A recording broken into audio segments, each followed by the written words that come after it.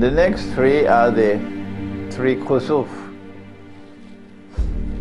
The earth sinking down and swallows what it swallows. One in the east, one in the west, and one in Arabia. The geologist is the one who will have more facts at his fingertips to provide you with the information that we are living at a time of intense, they call it seismic activity. And there are many parts of the world which are in grave danger of massive earthquakes. Our subject is not so much the one in the east and the one in the west. Our subject is more concerned with the one in Arabia, the third one. Why? Because this will validate the claim of the Imam that he is indeed Imam al-Mahdi. That a Khalifa would die, and then there will be disagreement concerning succession. And Hizb ut-Tahrir, which is a very famous and well-respected organization, Hizb ut-Tahrir will have their roots in Palestine. Hizb ut-Tahrir holds the view that because the hadith uses the word Khalifa, it indicates that the Khilafah state will be returned, will be restored before the Imam comes. And my view is different. I say that when Allah's Messenger used the word Khalifa here, he's referring to any king. And in my opinion, it is a Saudi king. I gave this interpretation about 20-25 years ago. And I'm now surprised to see how widely it has been accepted. Perhaps when Salman dies, then Muhammad bin Salman will be crowned as king. And then the British expression is that all hell will break loose in the Saudi royal family, because he already faces stiff opposition, this reckless young man. So the Prophet is saying that a king will die, and then there will be disagreement concerning succession. We don't know how long that could last. It could last for a long time. But during that period of turmoil, disagreement concerning succession, someone will come out of Medina and hurry to Mecca, and that is the Imam al-Mahdi. The people will force him to accept the bay'ah, the oath of allegiance at the Kaaba. As soon as he proclaims that he is himself the Mahdi, we have a problem. How will we know whether this is the real Mahdi or the Mossad and the CIA Mahdi? Because the Israeli Mossad and the CIA obviously would have a Mahdi in the waiting. Yes? So how will we know? I don't think the Shia would be able to recognize it. I think they'll be taken for a ride. But the rest of us have to tell our Shia brothers, be careful. This could be a CIA Mahdi. The proof that he is indeed the Mahdi is not some eclipse and sun. The proof that he is indeed a Mahdi is that an army will come to attack him from Sham. And as that army is coming down and passes Medina on the way to Mecca, the earth will open and swallow that army. That is the third Khusf, third of the three Khusuf. And so we say this is very important for us, because this will confirm and validate his claim that he is indeed the Mahdi. Then there is the sun, there is a fire which will come out of Yemen. And we have to decide, is this muhkama or mutashabiha? Is this a real fire, or is this to be interpreted? I am not persuaded that it's going to be a real fire. And I say, if we have to interpret it, then I'm talking about a revolutionary movement which will emerge out of Yemen. And when a revolutionary movement emerges out of Yemen, it will sweep everything before it. As it moves towards Mecca and Medina and Arafat. The Saudi decision to wage war on Yemen 5 years ago was not only a foolish decision, but a reckless decision. And they now realize 5 years later that they have not been able to defeat Yemen. And they are looking bad. And now they're looking for a way out. They're looking for a way out, how to get out. The United States can't help them. Britain can't help them. NATO can't help them. So who do they have to turn to help them now? Imran Khan can't help them now. The only person who can help them now is Putin. He's the only one. Because if there is going to be an accommodation in Yemen that allow the Saudis to withdraw without looking for space, Iran has to agree. Iran has to agree. Then Iran can put pressure on Yemen. And that's what's happening now. Russia is now intervening to try to see what they can do to help the Saudis to get out of the hole they are. But what the Saudis have done for the last 5 years is, in my opinion, they've started the fire. They have started the fire. And you cannot extinguish this fire now until the fire comes out and devours, drives them to their place of assembly. So I want to stop here now because Dajjal, Gog and Magog, and Nabi Isa alayhi Islam are big subjects, very big subjects. And I have lectured extensively, I have written extensively on these, so you'll be familiar with them. Any questions?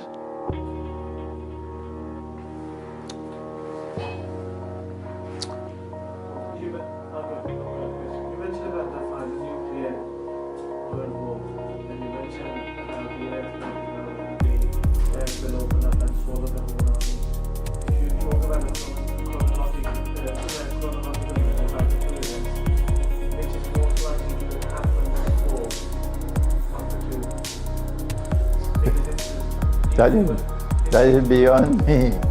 That is beyond me, yeah. All that I can say is that the Great War is likely to occur soon. How soon, I don't know.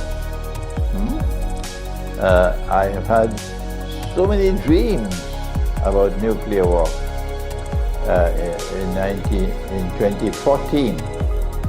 That I was expecting the nuclear war by 2016, okay? But Allah, in His kindness, helped us. If Hillary Clinton had won the election in December 16, I think we'd have had the war already. But Trump won the elections and he was not one of the boys. He was an outsider. And they can't trust him. They could trust Hillary, but they can't trust him. And since he became the president, they've been doing everything they could possibly do to remove him. No president of America has faced more efforts to remove him than Trump. And the greatest nightmare that they have is that he can be re-elected next year. And he will be re-elected next year if the Turkish invasion of Syria succeeds. There's a deal between Trump and Erdogan. Of course, they're working in tandem with each other.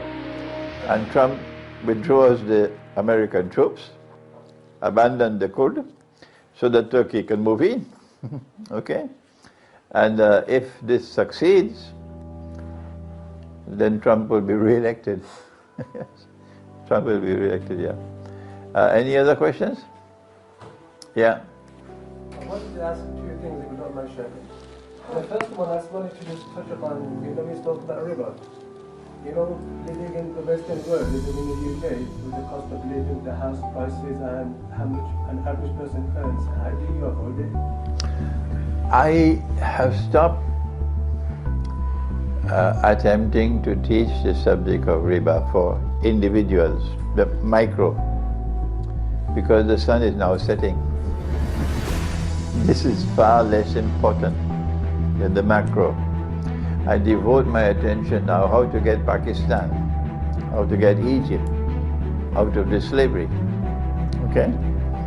I have the opinion, a good opinion of the new Pakistani Prime Minister. I think he's much better than those who came before him, who were thieves. I don't think he's a thief. I had a good opinion of President Morsi. I think he's a sincere man, but he made mistakes. Oh yes, and the Egyptians should not be annoyed with me when I point out the mistakes that he made. I still have a good opinion of him. Okay? The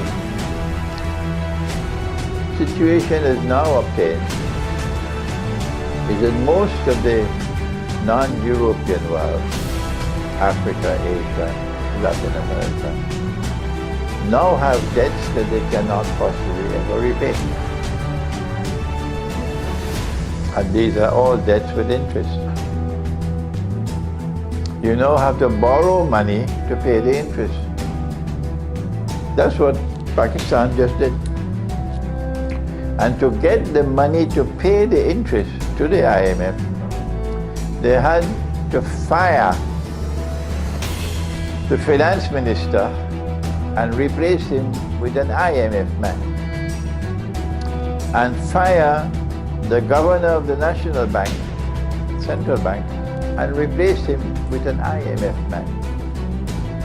So the first step that this new government of Pakistan has made to try to get out of the hole is to put the foot back into the hole deeper than it was before. So this is where I have to teach the subject of riba, not how to buy your house. That is not important to me anymore. This is more important. The Darul Uloom does not teach the subject. Al-Azhar doesn't teach the subject. Al-Azhar even gave the fatwa, 100 years ago, the bank interest is not riba. That was Sheikh Muhammad Abdul. Bank interest is not riba. And all the ulama of Azhar have followed that since that day. Bank interest is not riba. What do we do? How do you deal with the situation? That's what we need Islamic scholarship for, on riba. The answer is that the moral law is the highest law. Yes. And the riba that we are paying now is oppression. This is permanent property. We can't get out of this. So, by arguing that the moral law is the highest law, we can decide we will no longer pay any interest. Stop. This is a unilateral decision. We're not negotiating with you. We're not paying any interest anymore. Now what about the capital sum that we borrowed? Allah says in the Quran about the moneylender, but if he gives up the riba, فَلَكُمْ رُؤُوسُ أَمْوَالِكُمْ فَلَكُمْ رُؤُوسُ أَمْوَالِكُمْ You are entitled to the return of the principal sum. So we say to the West and to the IMF, yes, we will repay the capital sum which we borrowed, but human rights supersede economic rights. Our people need food. Our people need shelter, basic necessity. So we will repay the capital sum on the basis of our capacity to repay, whether you like it or you don't. because human rights come before economic rights. What will they do with us? The next morning, the Pakistani rupee will be like the Venezuelan bolivar. Next morning. This is the price we pay for being stupid. Yes. This is the price we pay for being stupid. I wish I could use a harsher language than that. For people who have brains and they don't use their brains. And they accept this bogus and fraudulent and haram money from Monkey Town. That's what they're doing. This bogus monetary system has ripped us off. What you have to do is return to the Quran. And the Quran tells us what is money. Yes. The Quran tells us that money is dinar and dirham. A gold coin and a silver. And when I teach that, what do? They close the door of the masjid on me. This man is dangerous. That's what they do. They close the door of the masjid on me when I teach them what they don't know. So Pakistan, before Pakistan makes any effort to get out of the hole, Pakistan and Egypt, I don't think Sisi will ever do it. Forget Sisi. But still, Imran Khan, you have a chance with him. You have to, first of all, make dinar and dirham legal tender. Meaning they can be lawfully used as money. Legal tender. The rupee still remains. Then any Pakistani laborer is entitled now to ask for his salary to be paid in gold and silver coins. Yeah. Businessmen buying and selling, you can demand pay me in dinar and dirham. So when you need dinar and dirham, the market will have to supply it. That's what you have businessmen for. You see how very quickly it will come in the market. Then when you have dinar and dirham as your backup, then you can say, we're not paying any more interest. And we'll repay the capital sum based on our capacity to repay. Then they will attack your rupee, but they can't attack the dinar and dirham. Okay? From the time one country escaped from the net, the rest of the world will seek to escape that way. And their game will be up. So they probably want to send in the military to take over Pakistan rather than to allow Pakistan to escape. Any other questions? Yes? Yeah. You talk about obviously today what God is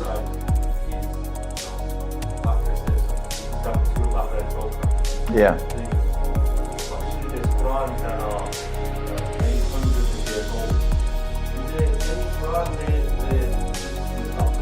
I have never come across in my lifetime any copy of the Quran in which you do not have this juz system where the first juz ends at Al-Baqarah 141. If there are copies of the Quran which do not have the juz, they must be hundreds of years old and hardly being used there. They're probably museum pieces. But the Qurans which are being used every day by everybody have this juz system, and at the top of the page you see juz awwal, juz thani, juz thalith. We need to get a new copy of the Quran published with a different system of ajza. We need to do that. But first let me finish this book and publish it. Any other questions?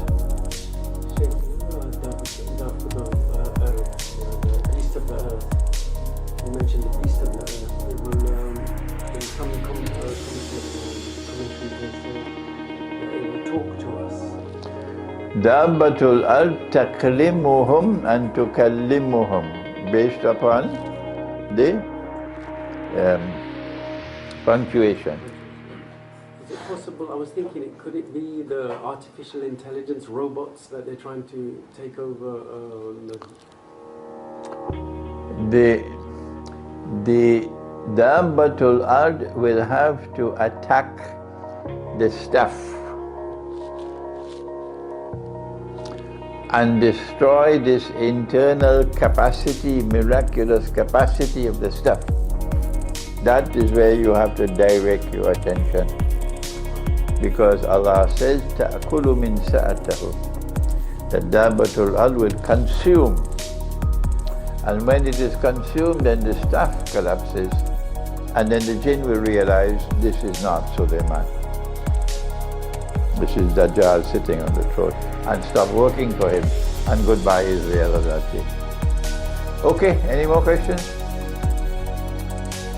Okay, I have my books at the back. We don't have many titles there. You can take a look if you want, and just bring them up to me and we can autograph them for you. Yes?